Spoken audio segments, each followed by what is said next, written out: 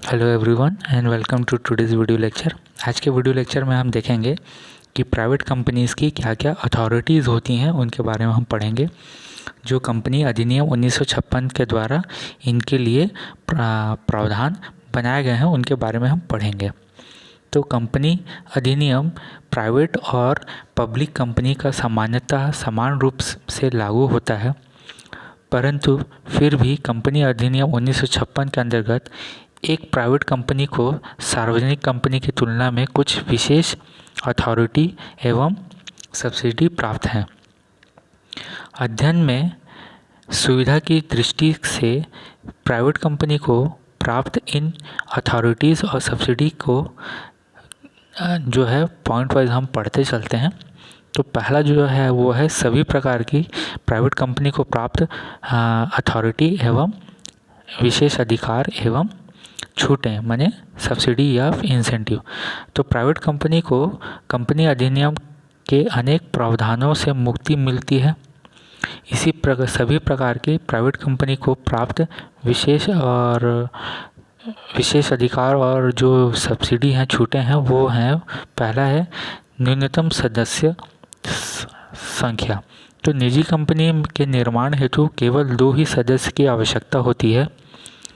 यह उल्लेखनीय है कि सार्वजनिक कंपनी में निर्माण हेतु कम से कम 7 सदस्य की आवश्यकता होती है। माने प्राइवेट कंपनी के इस्टेब्लिशमेंट में हमें दो मेंबर्स की आवश्यकता होती है प्राइवेट कंपनीज़ में, लेकिन अगर हम वही पब्लिक कंपनीज़ में देखें तो वहाँ पे मिनिमम 7 मेंबर्स की आवश्यकता होती है। तो इसमें हमें क्या है, छूट मिला हुआ है। जब इसके बाद सम्मेलन प्रमाण पत्र की प्राप्ति पर ही व्यापार प्रारंभ, मतलब एक प्राइवेट कंपनी समामेलन प्रमाण पत्र प्राप्त करते ही व्यापार प्रारंभ कर सकती है। इसे व्यवसाय प्रारंभ करने का प्रमाण पत्र प्राप्त करने की आवश्यकता नहीं होती। माने क्या है, इस प्राइवेट कंपनीज़ में वो रजिस्ट्रेशन कराते ही अपने बिज़नेस को स्टार्ट कर सकता है और इसे बिज़नेस स्टार्ट करने के लिए किसी और प्रकार की सर्टिफिकेट की आवश्यकता नहीं होती। देन सी जो है वह संचालकों की न्यूनतम संख्या। तो निजी कंपनी में कम से कम 2 संचालक या 2 डायरेक्टर होने आवश्यक हैं, जबकि सार्वजनिक कंपनी में संचालकों की न्यूनतम संख्या 3 होती है।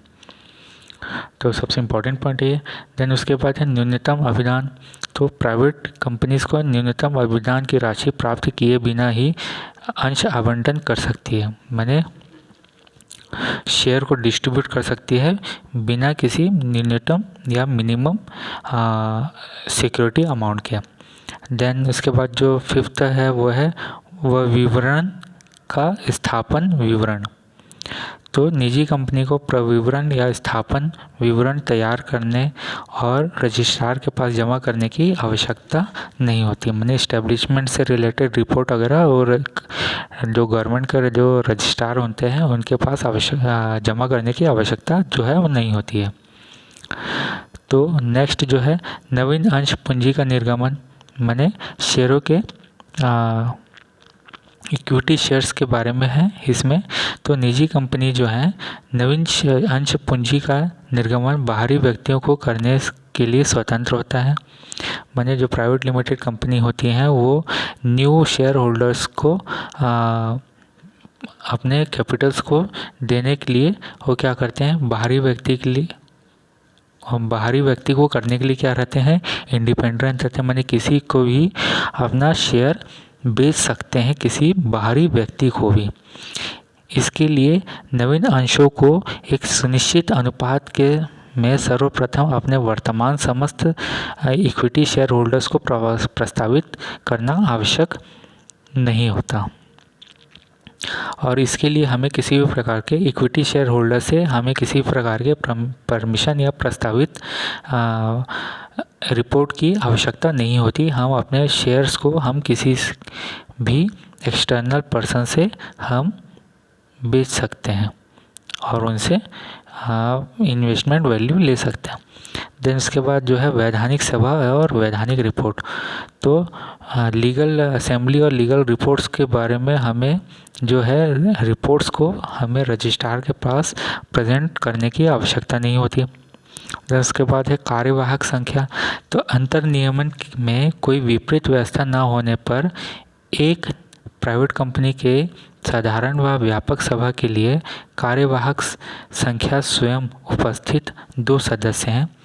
यह उल्लेखनीय है कि एक सार्वजनिक कंपनी की सभा के लिए न्यूनतम कार्यवाहक संख्या स्वयं उपस्थित 5 सदस्य होते हैं। तो यहाँ पर जो है जो गाइडलाइन के अनुसार कोई भी विपरीत सिचुएशन में न होने पर एक प्राइवेट कंपनी को व्यापक या फिर कॉमन असेंबली में कार्यवाहक संख्या स्वयं उपस्थित 2 सदस्य भी कर सकते हैं। एवं उल्लेखनीय है कि जो पब्लिक लिमिटेड कंपनी होती है उसमें अगर किसी भी प्रकार का वो सभा करते हैं, असेंबली करते हैं, तो उसमें जो है मिनिमम 5 मेंबर्स का होना आवश्यक होता है। लेकिन पब्लिक लिमिटेड कंपनी में वो 2 मेंबर्स के प्रेजेंस में ही क्या कर सकते हैं, उस सभा का आयोजन कर सकते हैं। देन नेक्स्ट है वो है मतगणना की मांग। मैंने निजी कंपनी में साधारण सभा में कोई भी एक या अथवा 2 सदस्य भी मतगणना की मांग कर सकते हैं, जबकि सार्वजनिक कंपनी की दशा में कम से कम 5 सदस्यों के द्वारा मतगणना की मांग की जाती है। माने वोटिंग पावर के थ्रू प्राइवेट कंपनी में 2 सदस्य में से कोई भी एक सदस्य क्या कर सकता है, वोटिंग पावर को यूज़ कर सकता है। लेकिन सार्वजनिक कंपनी में किसी अगर प्रस्ताव को पारित करना है तो उसमें कम से कम 5 सदस्यों के द्वारा ही वोटिंग की मांग कर सकते हैं। देन उसके बाद है सदस्यों की सूची। माने मेंबर्स का जो लिस्ट होता है उसको रखना जो है वो आवश्यक नहीं होता है। देन उसके बाद योग्यता अंश। एक प्राइवेट कंपनी के जो डायरेक्टर होते हैं उसके क्वालिफिकेशन शेयर लेने संबंधित नियम लागू नहीं होते हैं। देन उसके बाद जो नेक्स्ट डिफरेंट कैटेगरीज है स्पेशल अथॉरिटी का, वो ये है कि स्वतंत्र निजी कंपनियों को प्राप्त विशेष अधिकार एवं छूटें। इसके पहले है सभी निजी कंपनियों को विशेष अधिकार और छूटें के बारे में पढ़े थे। अब है इंडिपेंडेंट प्राइवेट कंपनीज को विशेष अधिकार एवं छूटें। तो उपयुक्त वर्णित विशेष अधिकार एवं छूटें तो सभी प्राइवेट कंपनीज के लिए प्राप्त होती हैं। इनके अतिरिक्त एक स्वतंत्र निजी कंपनी जो सार्वजनिक कंपनी का सहायक नहीं है तथा सार्वजनिक कंपनी के समान मानी जाने वाली निजी कंपनी नहीं है को निम्नलिखित जो है वो अथॉरिटीज़ और छूटें हैं। जैसे अंश क्रय करने हेतु वित्तीय सहायता। तो मैं शेयर खरीदने के लिए क्या होता है, उनके पास वित्तीय सहायता के लिए एक स्वतंत्र निजी कंपनी अपने अंशों का क्रय करने के लिए किसी भी व्यक्ति को सहायता दे सकती है। देन उसके बाद है अंशों के प्रकार एवं मताधिकार। एक इंडिपेंडेंट प्राइवेट कंपनी किसी भी प्रकार के शेयर्स का निर्गमन कर सकती है। उसके लिए शेयर कैपिटल्स का पूर्व अधिकार एवं साधारण शेयर्स के डिविजन्स आवश्यक नहीं है। ऐसे कंपनियां मत अधिकार को भी स्वेच्छा से निर्धारित कर सकती है। देन उसके बाद जो है अंशों का हस्तांतरण। यदि स्वतंत्र निजी कंपनी के डायरेक्टर ने अंशों के हस्तांतरण को अस्वीकार कर दिया तो उसके विरुद्ध केंद्र सरकार के समक्ष अपील नहीं की जा सकती।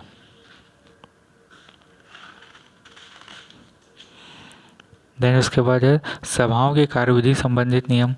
एक इंडिपेंडेंट प्राइवेट कंपनी अपने अंतर नियमों में यह व्यवस्था कर सकती है कि कंपनी अधिनियम में उल्लेख सभाओं की कार्यविधि संबंधित नियम उस पर लागू नहीं होंगे। देन उसके बाद जो है प्रबंध पारिश्रमिक की अधिकतम सीमाएं। तो प्रबंध पारिश्रमिक की अधिकतम सीमा है एक स्वतंत्र निजी कंपनी पर लागू जो है वो नहीं होती है। देन उसके बाद है संचालकों संबंधित छूटें। तो एक स्वतंत्र कंपनी के संचालकों या डायरेक्टर को के संबंध में विभिन्न छूट प्रदान की गई है। तो ये जो 6 डिफरेंट अथॉरिटीज़ और जो ये विशेष अधिकार और सब्सिडी जो दिया गया है वो वैसे प्राइवेट कंपनीज़ को दिया गया है जो किसी भी प्रकार के गवर्नमेंट ऑर्गेनाइजेशन को सपोर्ट नहीं करती है और वो ना ही किसी गवर्नमेंट ऑर्गेनाइजेशन जैसे नियमों का पालन करती है। जैसे कुछ प्राइवेट कंपनी ऐसी जो होती हैं जो क्या करती हैं, एक सार्वजनिक कंपनी की तरह व्यवहार करती है, उनका जो कार्यप्रणाली है एक पब्लिक कंपनी की तरह ही होता है।